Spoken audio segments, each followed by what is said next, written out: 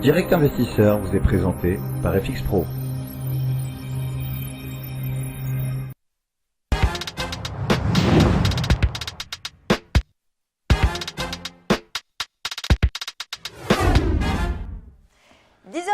Sur Direct Investisseur, nous retrouvons Laurent Albi, responsable des Traders Live.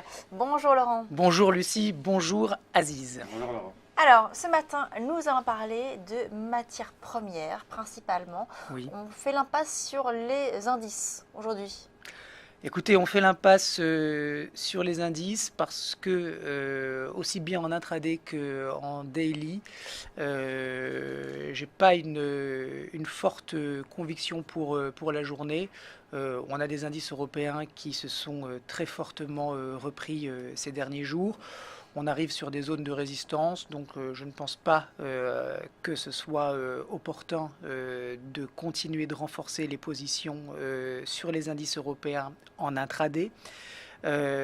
Sur un horizon plus court terme, on reste haussier, bien que le S&P aux États-Unis soit sous un niveau de résistance d'une grande zone de consolidation qu'il n'a pas encore dépassé. Et par conséquent, tant que le S&P reste capé par cette résistance, je suis réservé sur la progression immédiate des indices européens. Donc, en synthèse, on reste haussier sur les indices européens.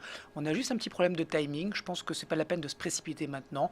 On a beaucoup progressé ces 72 dernières heures. Donc, on peut attendre un petit peu avant de repasser à l'achat, éventuellement sur des replis. Alors surtout, on va aller sur d'autres actifs, notamment les matières premières. On va commencer par l'argent. Le silver que vous avez sélectionné. Alors c'est un actif sur lequel on peut se positionner à quel niveau et quel objectif atteindre? Alors c'est un actif sur lequel on peut se positionner à la vente. On a donc une reprise haussière du dollar qui vient mécaniquement mettre de la pression vendeuse sur les prix des matières premières qui sont justement libellés en dollars. Donc on a, vous le voyez sur le silver, une journée hier de forte accélération baissière. Observez la taille de la bougie de la séance d'hier comparée à la taille des bougies précédentes. On voit un momentum en intraday qui est baissier et qui est assez significatif. Et puis j'ai tracé une petite ligne de support ascendant qui a été enfoncée, et par conséquent pour moi cela vaut comme un signal baissier de vente. Alors mon objectif il est à 15,34 ou 15,30 de mémoire. Non, attendez, je me trompe. Mon objectif, il est à... Oui, c'est ça, 15,30, excusez-moi. Il est à 15,30. C'est mon stop, qui est à 16,34.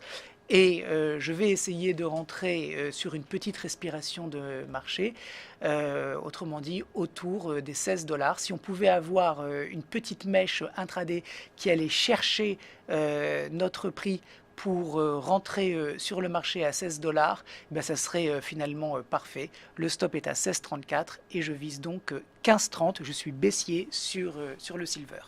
16,34 Laurent, ça correspond à quel niveau justement? Alors si on remet le chart, vous allez voir que 16,34, ça correspond au haut de la bougie. Voilà, vous voyez, on a eu la petite bougie blanche qui précède l'accélération d'hier, qui a fait, voilà, vous êtes sur quel niveau Aziz là? 16,27, voilà, donc j'ai pris quelques centimes de bruit, au cas où le marché retournerait tester ses plus hauts, ce à quoi je ne m'attends pas du tout, parce que si le marché déjà devait pénétrer la bougie noire et arriver à se hisser au-dessus de la moitié du corps de la bougie noire, déjà... Il y a un gros risque d'invalidation. Voilà, déjà je commencerai à m'interroger sur la pertinence de cette idée. Vous savez, on a toujours des idées de trading, elles ne sont pas toutes bonnes. d'où les stops. Et si effectivement cette bougie noire, qui est normalement une bougie d'accélération, hein, c'est une bougie qui lance le mouvement. Quand on regarde, comme je vous le disais il y a un instant, la taille du corps par rapport au corps précédent, on ne doit pas normalement retourner profondément sur cette bougie noire. Donc le stop à 16,34, il est au-dessus même, hein, de la bougie qui précédait cette bougie d'accélération. Donc ça sert surtout à essayer d'éviter d'être stoppé bêtement. Oui, et puis on le voit bien, depuis le 20 mai, on a eu quand même 5-6 bougies de grande taille baissière qui ont toujours donné lieu justement à des accélérations légèrement baissières ensuite. Tout à fait. Ça confirme bien ce que vous Voilà, disiez. donc C'est un avis que je partage. Voilà, donc on est baissier sur le silver et voilà, je pense que maintenant la dynamique baissière est en train de se remettre en place. Alors on passe maintenant à un autre actif, c'est l'euro-dollar. On a baissé fortement hier, on est descendu à 1,11 et là aujourd'hui on remonte, on est à 1,12,19 ce matin, plus 0,44%. Alors est-ce que ça veut dire qu'on va repartir à la hausse? Est-ce que la séance d'hier n'était qu'un faux signal baissier? Eh bien, Lucie, c'est une bonne question. Ah ben je vous remercie. C'est une bonne question parce que si on y réfléchit 2 minutes, pendant qu'il y avait tous ces troubles liés au dossier grec, l'euro a été extrêmement robuste. Il a très très bien tenu, il n'a pas été vendu. On a une résolution apparemment heureuse, en tout cas si on est pro-européen, du dossier grec, avec donc une négo qui est en train d'avancer a priori dans le bon sens. Et qu'est-ce qu'on voit? Eh bien que les investisseurs, les opérateurs se débarrassent, vendent l'euro au lieu au contraire de le payer. Alors il y a beaucoup d'explications possibles. Moi je trouve que c'est quand même un petit peu étonnant, mais malgré tout, on a eu hier une séance très très négative sur l'euro avec des dégagements massifs. Et en tant que technicien de marché, ce à quoi je m'attache particulièrement, c'est l'action du prix et pas les éléments macro. Donc, on a un euro qui a été très vendu hier et je vais essayer de profiter de la petite respiration actuelle pour rentrer short sur l'euro. Donc je vends de l'euro et j'achète du dollar. Le prix que j'ai choisi pour rentrer short, c'est 1,1223. Vous disiez à l'instant, Lucie, que nous sommes à 1,1219, autrement dit à 4 pips de mon prix d'entrée. J'ai mis un stop, vous le voyez, au-dessus du petit pullback. Si vous pouvez nous le montrer, Aziz, vous voyez la petite respiration qui est venue valider l'ancien support devenu résistance. Voilà, donc exactement. Donc on a ce petit niveau ici et j'ai mis donc mon stop au-dessus. Donc stop 1,13, 1,1305, on peut 1,13, 1,1305. Le prix d'entrée c'est donc 1,1223 et puis j'ai 2 targets, 1,1060 parce que ce que vous ne voyez pas actuellement à l'écran puisque c'est de l'intraday, c'est qu'en daily l'euro a fait un wedge. Un wedge, c'est une figure potentielle de renversement. Ce wedge, il a été hier validé. Et par conséquent, quand un wedge est validé, la première cible, c'est le point d'origine du wedge. Donc, ce point d'origine, c'est 1,1060.